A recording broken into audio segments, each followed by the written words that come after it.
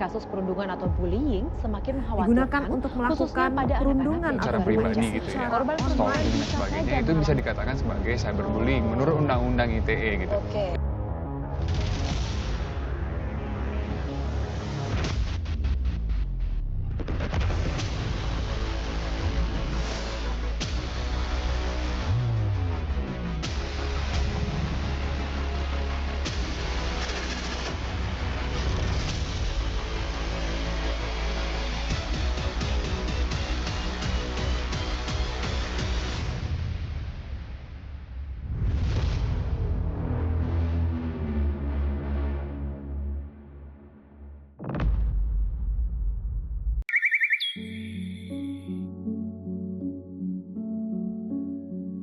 Di era digital, media sosial sering menjadi tempat di mana kesalahan kecil berubah menjadi sasaran serangan besar.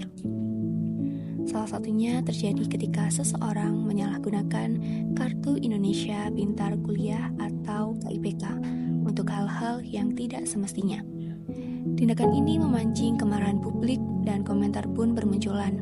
Tidak hanya sebagai kritik, tetapi juga ejekan dan hinaan yang berlebihan. Unggahan-unggahan bernada kasar, meme yang mempermalukan, hingga penyebaran informasi pribadi mulai menyerang. Apa yang awalnya hanya kritik terhadap tindakan yang salah, berubah menjadi gelombang cyberbullying yang melibatkan ribuan pengguna.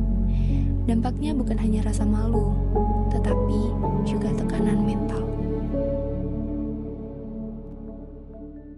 Oke Kak Ica, boleh nggak sih diceritain bagaimana perasaannya dari Kak Ica sendiri ketika mendapat komentar-komentar negatif dari sosial media? Kan itu termasuk dari cyberbullying ya Kak ya? Silakan diceritakan. Yang pastinya aku ngerasa saat itu aku hancur banget ya Kak. Awalnya aku hanya mikir mereka tuh cuma mengkritik tindakan aku aja. Tetapi komentar-komentar mereka itu ternyata rasanya jauh lebih kejam dan juga personal. Nah, hal itu membuat aku merasa seperti tidak ada tempat untuk berlindung.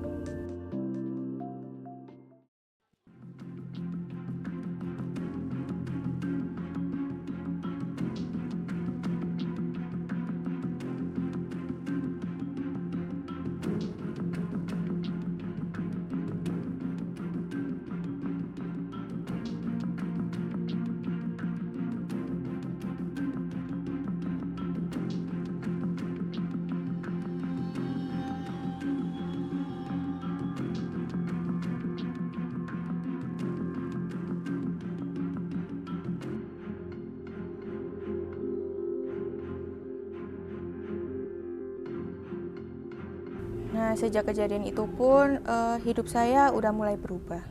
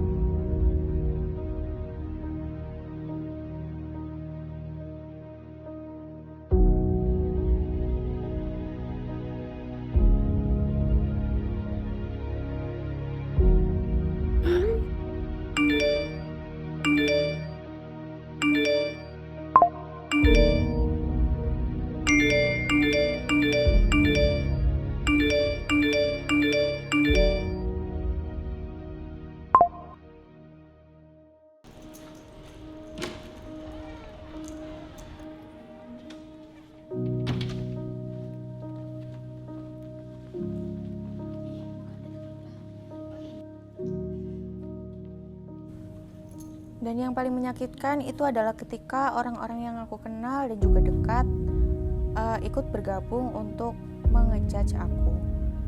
Aku nggak pernah menyangka mereka akan melakukan hal itu, apalagi di depan publik.